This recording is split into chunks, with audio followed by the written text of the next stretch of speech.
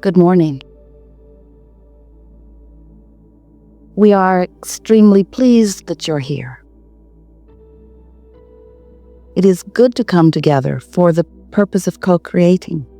Do you agree? You're knowing what you are wanting? Sort of. It really is co-creation at its best. You're so much more than you know. You see yourselves in these individual clumps, sitting on chairs, but you are extensions of so much more, and the whole of you is present everywhere you go. You were source energy before you came into these physical bodies, and the larger part of you still is. You are an extension of that, a representation of that, a very important representation of that. And sometimes you are so blended that the whole of you is present in a conversation, in a moment, in a thought, in an idea. Sometimes, in fact, more often than not, in your human form, you do, without meaning to, a fairly extensive job of pinching yourself off from who you really are. Anytime you are feeling any negative emotion, no matter how mild or extreme it is, that negative emotion is the indication of the pinching offedness. Spell check does not like Abraham very much. So, when you realize that you are an extension of source energy, and the better you feel, the more you are allowing the whole of you in the moment, after a little while, that could be a very easy to recognize and easier than you may know right now goal to accomplish, because it is not a difficult thing to be fully present. Scientists are talking a lot, especially these days, about how much of your consciousness, they're calling it brain, you are actually utilizing, and they've determined that it's not that much.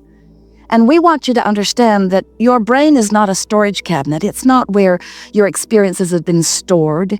You are a transmitting and receiving mechanism. You're a vibrational interpreter, and your consciousness is about vibration. So when you focus yourself on some subject, on some condition, on some reality, on something that is important to you, as you give your attention to it, you offer a vibration, whether you call it thought or energy or belief. It's all vibration. It's all what you are doing with your focusing mechanism here and now.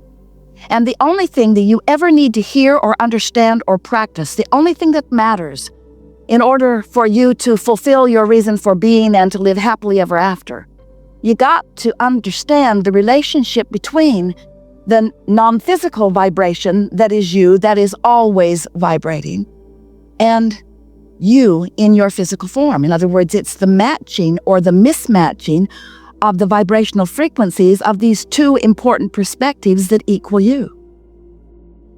If you were really tuned in to who you are, there would be one frequency. It's the frequency of who you are, not a frequency of wanted and belief.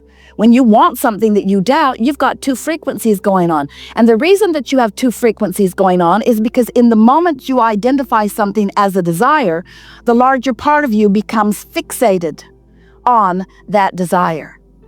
So when the larger part of you is focused upon what you want, but you are in any moment in time focused upon its absence or its unlikelihoodness,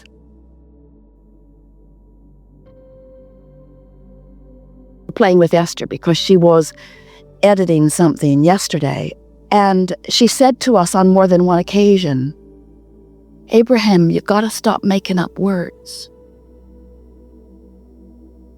And we said to her, you're the one drawing the dirty pictures.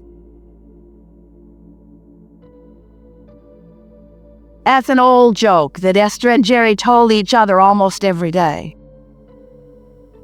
Esther is the one who finds the words, and she's reaching for the word that really means what we mean. And sometimes it's necessary to add extra syllables on words to really make the point. So when you get it, that you are an extension of Source, and that in every moment you have a relationship with that Source, then life becomes easier because your guidance becomes clearer. And when your guidance is clear, and we want to be very clear about what that guidance is about. It's not about someone thinking you should do something different or that you should be something different. It's about you having defined who you want to be, and the guidance within you just helping you feel the path of most allowance, which is the same thing as the path of least resistance to that. You're sort of following what we're getting at? You are the one who has sifted through life, who has defined who you really are and what you really want. And then the source within you is just holding that frequency steady so that you can feel your way to it. Esther remembers playing a game as a child, and then later with her own grandchildren, the hot and cold game, where someone hides something, and then they tell you whether you're warmer or colder in relationship to it. And if the person who hid it knows where it is, and usually they remember, and is letting you know what your physical proximity to it is by the simple warmer, colder, with very little trouble, you can find your way right to it. And your own guidance system functions in precisely the same way. The source within you knows who you have become and knows everything that you desire, and also knows your physical proximity to it. But even more important than your physical proximity to it, we want you to focus upon your vibrational proximity to it, because until you get your vibrational proximity sorted out, you cannot physically realize the things that you want. If you want something that you doubt, your vibrational proximity is all out of whack because you are emitting a signal that keeps you from realizing where what you want is or how to go about it. So, for a while, we were calling this gathering the science of deliberate creation. Science because it's ongoing and you get better and better at the discovery of it. And because once you discover something and you establish that solid basis within you, it provides the next jumping off place for more and more and more and more and more. Deliberate because you want to be deliberate about what you're thinking about. Creating by default is no fun at all. If you're just talking to anybody who talks to you and flowing your vibration all over the place and thinking about what you want in the absence of it and talking about the good and the bad and the things that you want and the pros and the cons and the pluses and the minuses, then you've got your vibration all jacked up. Esther's new term. Not new to you, new to her. So when your vibration is all out of whack like that, then you have no reasonable control over how your life is unfolding, and you have a rough ride. So we want you to understand that through your life you have defined, even without words, often at every level of your being, improvements. You were born to do that. You came into this physical time-space reality with a very clear intention of sifting through in order to determine your personal preferences and improvements. And you do that all day, every day, whether you know that you are or not. When someone is rude, you want a nicer world. When you're rude, you want a nicer world. When you don't have enough of something you want more of it. When you've got something you don't want, you want an improvement in that situation. In other words, all day, every day, you are defining your desires. It's why we like to begin. Do you know what you are wanting? But that's only a small part of the equation, because defining it and being a vibrational match to it are two different things. And your words, no matter how much you say the words of what you want, the universe is not hearing your words. The universe is responding to your vibration. An easy way to understand that is the universe isn't listening to what you say you want. The universe is responding to your vibrational practice about it.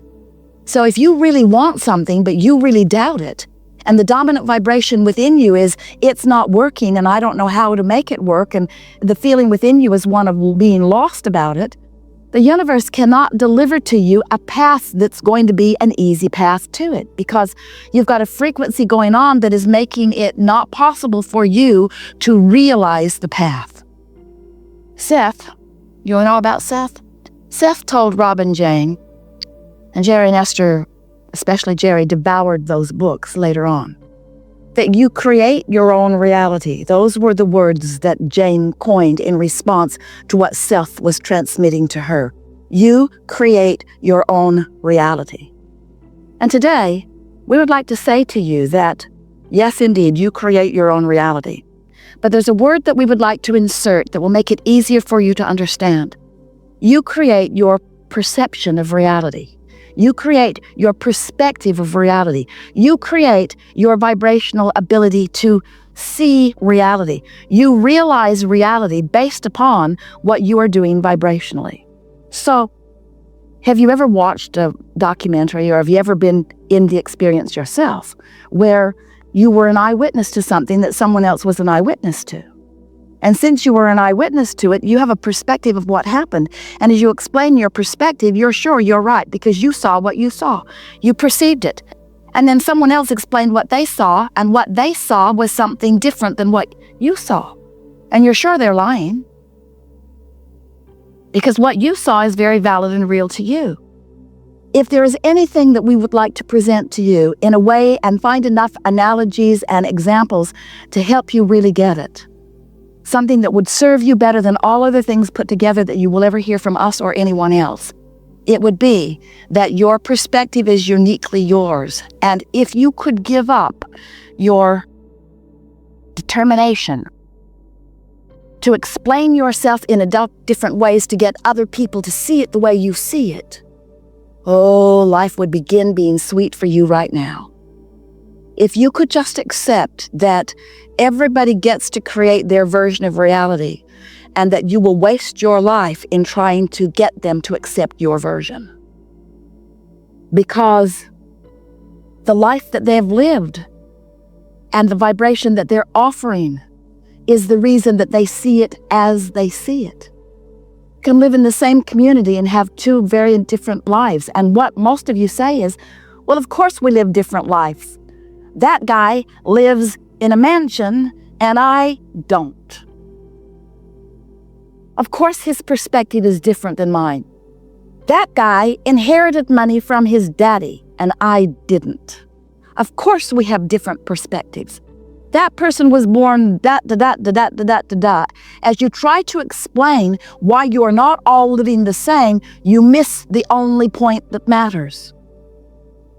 You have different perceptions of reality over which you have complete control. But most humans do not exercise any control over your perception of reality because you're so busy dividing and defining and cataloging and pigeonholing reality into different piles and placing judgment upon it. Oh, that's a bad thing. Let's put all those bad things over there and those bad things over there, and they're different in their badness, but they're bad things. And as you spend that natural time defining whether you want it or not, you also, without meaning to, practice the vibrational frequency of the very things that you put in the bad piles. And then, because it's part of your vibration, it prevents you from discovering the good piles, because your vibration's all wrapped up in what's in the bad piles. And then, we love you so much. You know what's coming next after that state. And then you look to something outside of you to make the difference.